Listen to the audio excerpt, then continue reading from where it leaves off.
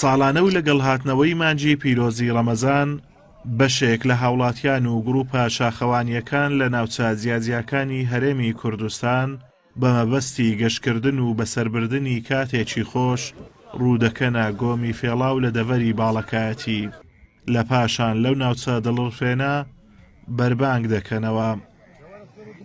من وەکو شاخەوانێک لە شاری سلێمانیەوە هاتووم لەگەڵ گروپی شاخەوانی سلێمانیە بەڕێز کاکبرایم بەبوونی مانگی ڕەمەزانی پیرۆزەوە هاتوین بۆم گەشتە پیرۆزە بۆ چۆمان بۆ گۆمی فێڵاو لەگەڵ ئەم خوشک و برایەنەمانە پاریش هاتمە حەسەن بەگ و شاخی هەڵگورد و ئەم شوێنانە بەسەرەکەینەوانێ ئێستاش بە مانگی ڕەمەزانی پیرۆزە و ئەگەر خوا قبوڵی کا ئیشاڵە لێمان بە ڕۆژوش بە زمانی بە ڕۆژەوە هاتوونەتە ئەم شوێنە و ئیشەڵڵا هیوادارین هەموو خوشک و برایان بەبێ و بەبێم زەڕەت بگەڕێنەوە شارەکەمان لەگەڵ ئەم برا میوانانەی ترمانە و هیوادارم ئەوانەی کە هاتوونەتە ئێرە ژینگە بپارێزین و خوای گەورە ڕۆژ و ڕەمەزان لە هەموو لایەکمان قبوڵ بکە ئامین.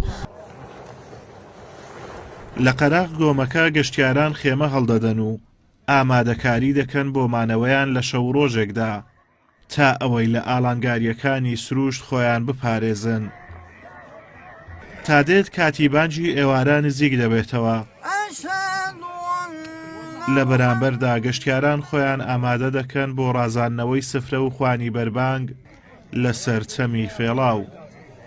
ئەندامانی گروپی شاخەوانی سلێمانین هاتین بۆ ناوچەی باڵەکایەتی بۆ گۆمی فێڵاو کە ئەو بەرمان شاکانی حەساری سەکرانە و لەو لاشوانەوە شاخی هەڵگوردە و ئەمخوا لەخوا بە زیابێ ئەم هەمووی زۆربەی ڕەمەزانەکان دێن بۆ سەر ئەم گۆمە بە خۆشی و کامەرانی ڕۆژێکی خۆشی بەسەرە بێن هەمووەکو سەیرانکردن هەمووەکو گەشتی شاخەوانی کەژوت. هیوادارم زۆربەی خەڵکێتە ئەم ناوچەیە سەردانی گۆمی فێڵاو بکات لەبەر ئەوەی شوێنێکی نمونەیە لە کوردستان.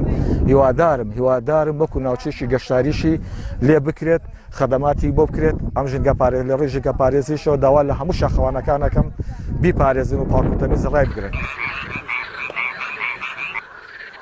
گۆمەکە بووەتە ئاوێنەی ناوچەکە و تەواوی دیمەنەکانی سروشتی لە خۆیدا بەردەستە کردووە و نیشانی گەشتیارانی دەدات.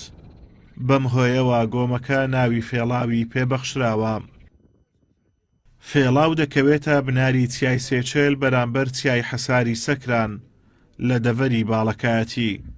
هەروەها دەکەوێتە دووری 106 کیلۆمەتر لە باکووری ڕۆژهەڵاتی هەولێر. ئازادۆمەراوەی کەناڵی ئاسمانی پەیام دەڤەری باڵەکایەتی.